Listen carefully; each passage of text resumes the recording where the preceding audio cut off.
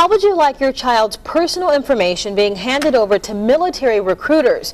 And we're not just talking about your child's name and phone number, but also what sports they play and the awards they've received. Well, Fox 10 News has discovered it can, and it is. We found a notice in the paper that tells you just that. Fox 10 News reporter Paige Malone joins us live in the studio with more information. Paige?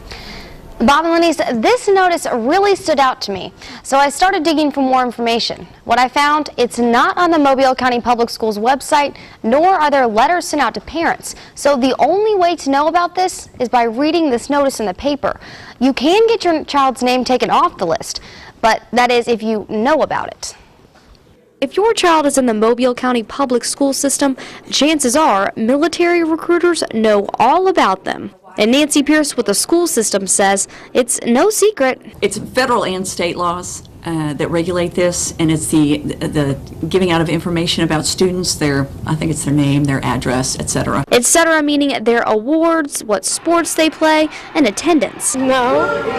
Really? Seriously? No, I wasn't aware of that at all. Does that kind of worry you, or? Yes. If you don't want this information released, you have to send in a written request. But you wouldn't know that unless you read this notice, which is run in the paper once a year. It should be on the front page if it's going to be a newspaper.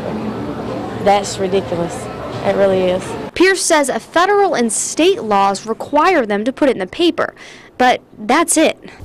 And so you all don't feel like it's your responsibility at all? Well, as I'm saying right now, you know, you're raising good questions that I certainly can raise and see if we can do it in another way.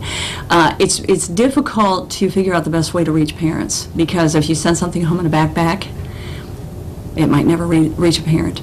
If you do it via phone call, a lot of phone calls are not answered. Some parents say they should have the right to sign off rather than opt out. So do you think this is enough? No.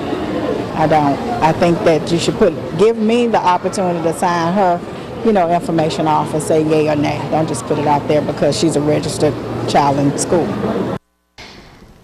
If you want to opt out, here's what you need to do. Send a written letter to your school saying so, but do it before September 15th. That's the deadline. Lenise?